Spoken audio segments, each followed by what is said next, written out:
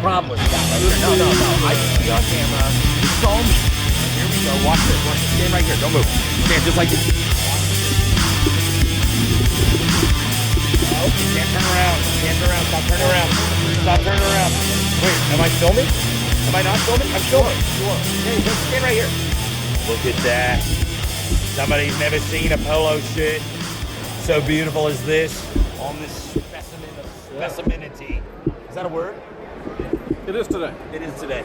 All right, stud. Anyways, come with me. Let me show you something. Yeah. This is what I like to call a target-rich environment, okay? As we stand here, I apologize for that. We could walk around, we could talk some shop, we could find just about anybody. But I'm telling you right now. And we found this guy. You found me. Maybe we could find somebody who wants to chat with us and say hello. Oh, let's go to Scale Trains or Broadway. Let's go over to Bachmann here. Let's take a look at Bachmann. So, I'm going to walk you through this. We are lucky enough. Bachmann is actually handing out 2 really cool brochures. And when I say brochures, I'm talking about real deal stuff. I'm talking about the trains. We're going to take 2 of these. We're going to walk around. We got some Bachmann reps here. What's your name, sir? Hi, I'm Tyler. Tyler, I'm Timmy. I'm from the Maase Model Railroad Club down in Balboa Park. Okay. This is Scotty Dog, or Scott Maase, our general manager. And anyways, we're just getting a lay of the land. Tyler is a rep from Bachmann. Excellent. How do you feel about it? I feel great. You know, I've loved trains all my life. I've been working with Bachmann 3.5 years now. It's a dream job for me, so I'm really enjoying it. Roby, fantastic. Can you walk us through some of this stuff? Sure thing. All right, let's go. I can take you around some Let's rock.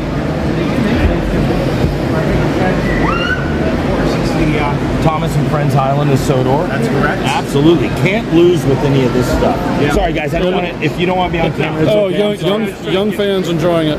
Just trying to give you like It's all good. No, we're from the Model Railroad Museum down in San Diego. We're just kind of catching what we got Catch here. a little spontaneous video. Where do we got Sir Top of the Hat? Where's he? Top of the hat. I don't think he's on the layout right now. What? It's up here on the. He's away on business. Yeah. Oh no, I see him. There he is. Let's go. Let's go. High side, top side. Yeah. And all of these the man. units are operable, correct? Yeah. All these locomotives, they are. Everything you want. You got Percy. You got Henry. You got Thomas. Yeah, we got the whole game. Let's name the twins, the Diesel twins. Well, that's Diesel, and it's the same. It's also Diesel, but he's got his grumpy face on. Yeah. Copy that. We're the twins. We're not looking for the twins. We've got Donald and Douglas here. There we go. Donald and Douglas. That's We've right. also got Bill and Ben. There we go. Yeah. That's what's up. Yeah. And then also what's amazing is not only HO scale, but N scale. Yes. Talk to me about this. How did this come about? Because this is quite the scale to model in. Yeah. I mean, it was something that was a popular request from the Thomas fans out there and the people with N scale layouts. They wanted to have Thomas and N scale as well. So this is our regular N scale line, and over here, this is actually HO narrow gauge. They're scaled. Oh my gosh, HON3. Yes. No way, bro. Yeah. Stop traffic. Are we seeing this right now? No. That's. I hope these make it around our layout. We need to get in touch with Bachmann about having these. I don't know if you've ever made it down to the Maase Model Railroad Club in Balboa Park. Make your way down there. You will see this. I love this up here. Your ON30 setup. Yeah. This is something that I'm always interested in to see if you guys got anything new or anything that's kind of pushing the envelope, because you guys always have a great beginner set for Bachmann trains. Yeah, we have the East Broad Top Rock Hill Limited. We're also doing a reintroduction of the 14-ton Heisler locomotive. This will have Tsunami 2 sound on board and metal gears. And this is pretty much mimicking a Shea unit. This is a Heisler. It's a it's got the center gear. Yes. Nice. It's an early version of a 68 Camaro, mate. Anyways, and then your N scale for the logging crowd. Your SD40s. Yep. When I was a kid, I had a Bachmann SD40, and it was 10 times the size of a Kato unit. Yes. And then all of a sudden, you guys have decided to re-gear, retool, and go whole ham hock. And now you have some really genius-looking N-scale stuff. Yeah, I mean, this is the G unit stuff. Absolutely, they're brand new from the ground up.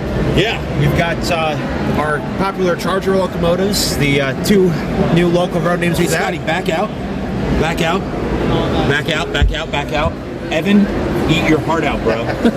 Yeah. Sorry, my co-host on my podcast is a engineer for He's an engineer, train driver. Surfliner. Okay. Yeah. But he loves coaster stuff. Yeah. Surfliner is already available. We've got Coaster and Ace coming out. We've got the Via Rail Canada version coming out soon as well. We've also got our brand new in-scale Siemens Venture cars for both Via Rail Now, Canada. where would you find that, though? Not just Via Rail, but doesn't Jersey Transit have something like that? Theirs is a double-decker. No, I'm wrong. Yeah, I'm wrong. Double-decker. Yeah, this is the Via Rail Canada version. This is the Amtrak Midwest version. Let's keep rolling, Scotty. Yeah. Come on over here, bro. I'm admiring the Acela stuff too. Beautiful. Yes. Yeah. So look at this, bro. Yeah.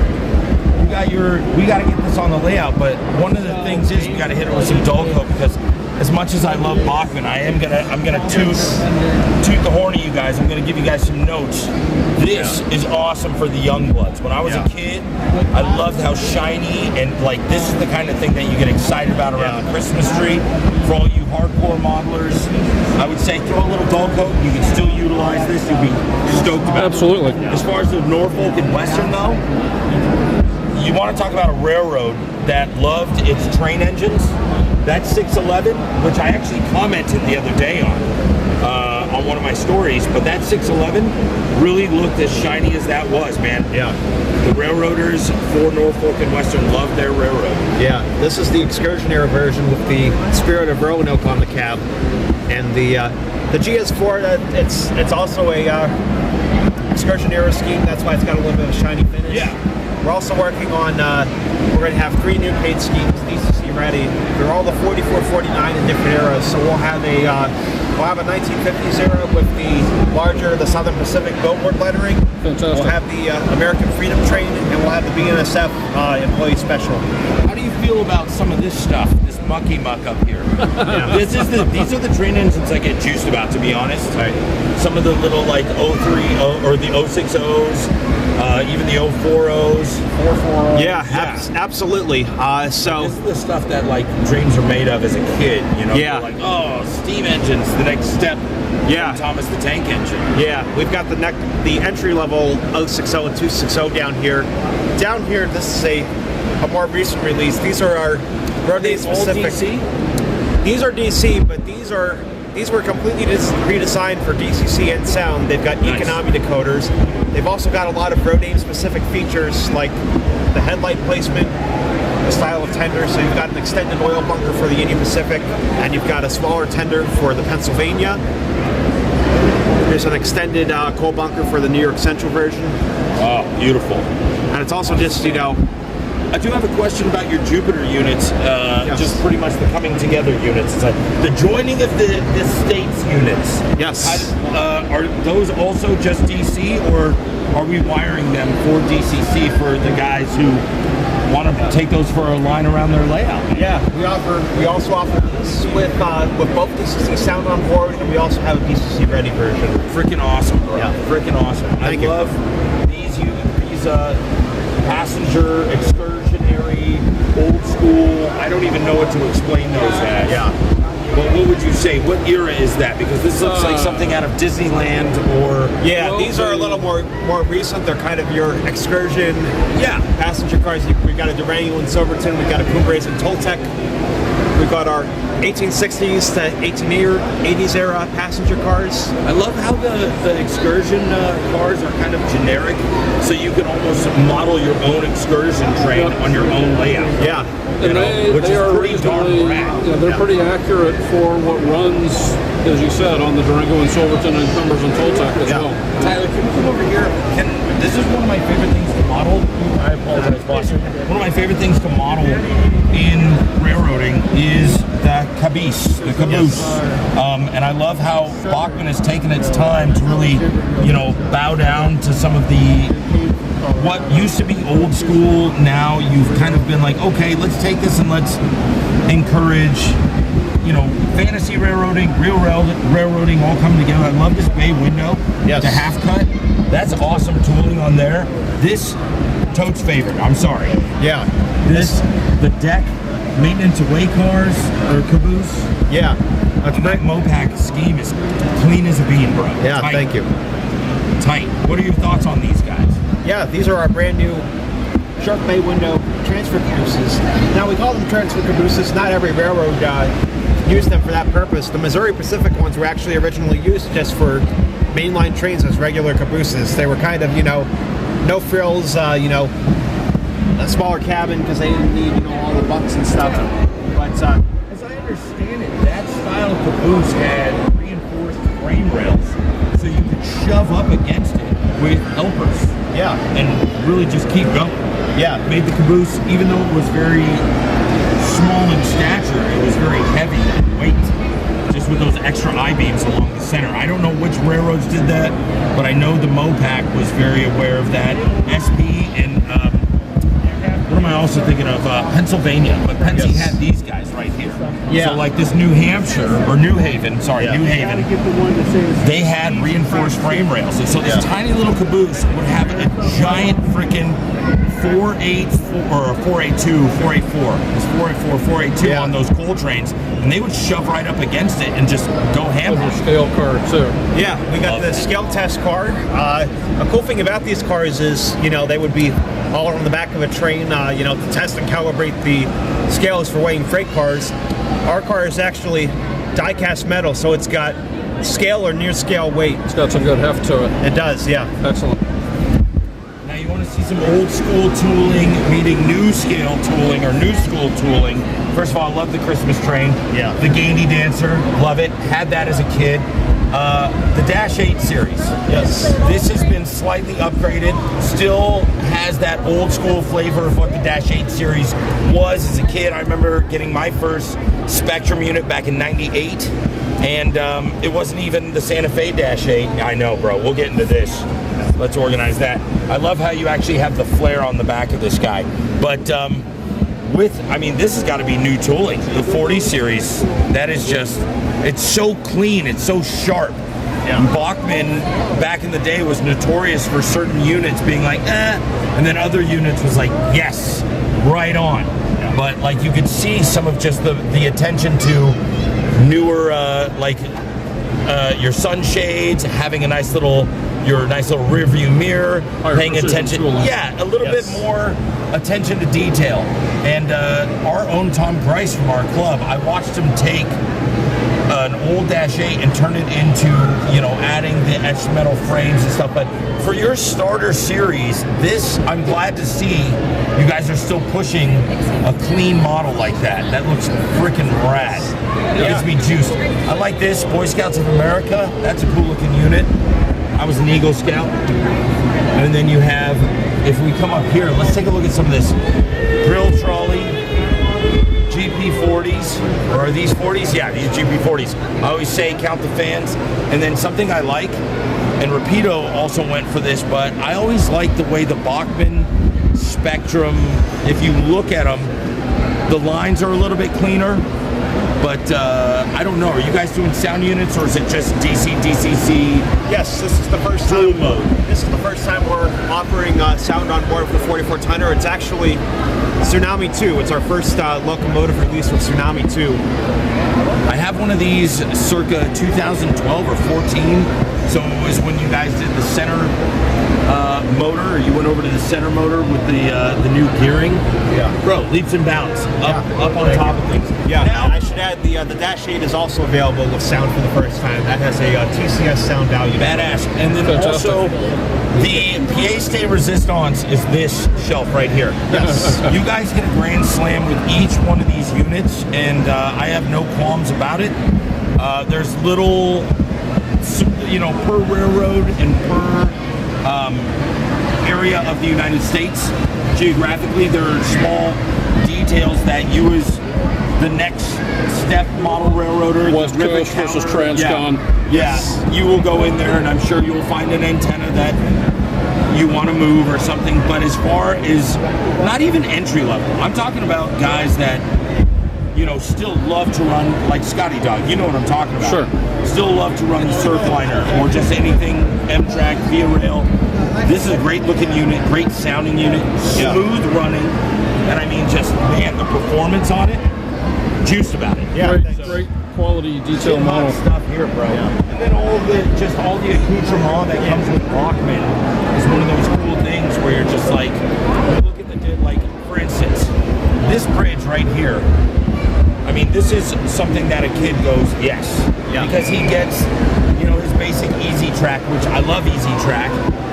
Hands down, nickel silver easy track. You can have a basic layout and still do stuff like this and be juiced about it. Yeah. You know what I mean? And so, like, all your Plasticville stuff, your classic stuff, you guys have your basic, I love this. I actually preach more tufts. Scotty, how much do I preach to you about this? Always. Dude, can't go wrong with enough tufts. So, yeah, man. Is there anything new you guys got going on in the scenic department? Or I see you DCC? have a little bit of European stuff. This looks like European. Yeah, this is a company, Prozis. We're the U.S. distributor for them, and they make all kinds of interesting stuff. There's, you've got some more European-style buildings, but you can, scratch build them and modify them to look a little more American. They're actually all laser cut, so they're pretty easy to work with. And then you got just all kinds of interesting tools and stuff. You got this car that I have that car. spreads ballast. Yeah. That's a great car, man. I actually utilize that on a few of my dioramas. Scotty, on me. We are not European, but as a San Diego model railroader, you'll notice in Carlsbad we have the windmill. You've seen it, That's right. To model that windmill, you would use a faller kit or some of that kind of stuff. Yep. So to be the distributor to that's cool stuff there, Tyler. One more thing I'd like to walk through. Thank you, Scotty, for showing this long. Yeah. All this G-scale stuff. I mean, you guys are hitting home runs left and right every day with this. Yeah. How much do you guys, now I'm not a G-scaler, but we do have a fellow down at the Model Railroad Museum in San Diego who is become I'm a fast fan of. His name is John Tarantino. Look him up. Okay. Hell of a G-scale modeler. We actually have a couple of his models on display in our Pacific Beach model room. But take a look at some of this stuff. Just, Scotty, slow and go until we get to the Dash 8 or the Dash 9 on the far side. But I love the fact that you guys are doing GP40s. What is the owning prowess of this model? Is there any new tooling? Anything new about this? Yes, these were originally released by Aristocrat. The Dash 9 in particular has had a lot of improvements made in terms of the gear towers and the... Talk to me about the 40 first. Yeah. Because I want to get into something about this 9. The GP40 has, the great thing about these locomotives is large-scale modelers, get on this, bro. they have different ways they like to operate, and we've got a non-proprietary plug-and-play board that you can put in whatever control system you like. You can do... Trades places. You can do DCC, you can do RC, you can, it has a pre-installed speaker so you can add sound, and you can of course just run it right out of the box with DC. You can see here you can turn the motor on and off if you want to just have a dead unit? Yes. You've got your you switch between track and battery power. Actual smoke that comes out of the distributor. Yes, working smoke unit. You can turn the lights on and off as well. Fantastic. Now, I hate to be a Debbie Downer, but we here at the Railroads Rock Show, as well as the Maase Club members, we are actual rivet counters, a lot of us. So I know I'm going to get a lot of crap for guys that go, Santa Fe never had G40s. Yeah. Here, back up for a second. Yeah. Santa Fe never had GP40s. Well, I'll tell you what, as a G-scaler, there's a couple of modifications that you can make to this unit and immediately Super easy. GP50. Yeah. Immediately. Yeah. And there's modification kits for the fans, so you could do Q fans on top for these units specifically. I know guys that 3D print them, and this still is a Q fan match. And then also you're just extra turbo blisters and some of those roof details. Not a hard sell, and you still have a good baseline unit. 3 of these in a string, you're doing anything from late 80s to 90s go-aheads, and there's guys that 3D print brand new dynamic brake blisters, and it's a very versatile model where you can add to it, and even though it's not exact, you're definitely expanding. A lot of guys, they don't care as far as the rivet counters. They care about a lot of the details are really correct though, because Santa Fe blanked out the number board. Exactly. And so that's why I'm not giving it too much guff, because this is a great baseline model. Yeah. But this is where it's at. Yes. Dash 9, you know, it's been a very popular release. This is from the Warbond, and it's from the first production run. Yeah, bang up awesome too. Yeah, it's got some heft to it. And we just announced in our 2025 catalog, we've got 6 new road names with 2 road numbers each in our second run. You've got the Southern Pacific, you've got CSX Great Future, Canadian National, BNSF Heritage 2, and as well as Union Pacific with the Yellowstone Stripe and Norfolk Southern Thoroughbred. Here's what I love about this. First of all, paid attention to the fan housing. This is actually a blistered one, which was on a few of the earlier AC units, but I love how you guys are going with the late model Dash 9 that pays attention to a lot of these units. Bare bones. This was their baseline model, which was the 3 windows. Some didn't, like Norfolk Southern didn't have the AC unit until later. This also has the gull-wing cab profile for tighter clearances. Yes, which is one of the things that was paid attention to, and it was only unique to Santa Fe. Obviously, we don't have the Sinclair antenna array on here right now, but that comes in the kit, right? I've seen these things built. Yes. So you just kind of pop those into place. This is the above deck ditch light mounts, which is more prototypical for Southern Pacific, Union Pacific, Norfolk Southern. But I'll tell you what, for a guy who's a G-scaler, as I say, beggars can't be choosers, and winners definitely ain't losers. And to have this model in your collection, this is a winning model. So you're going to be a winner with, I mean, just the overall look is stunning. I mean, It really is. I'm not a picky dude when it comes to certain things. This is stunning. Now is this smoke unit? Yes. Same kind of thing. Does it have a removable cap that It does, yeah. it allows you to Knock that off for you. look at this, dude? Again, smoke unit. How much does that eat through in about an hour of running? If you were to keep this contiguously running, how much smoke sauce do you have to put in there? Probably about like a little bit more than a hummingbird's beak, or Yeah, it's surprisingly efficient. A couple of drops will probably run you for about 30 minutes to an hour. See, that's what I love. Just a couple of drops. Anyways, Tyler, here, you want to back out and give us a good one?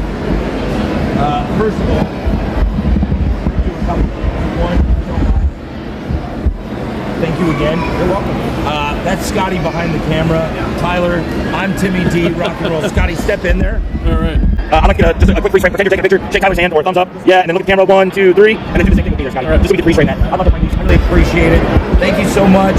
Once again, that's Tyler from Bachmann Trains. My name is Timmy D, and just remember, your most important signal is going to be your next one. All right. Thank you, Tyler. I really appreciate it.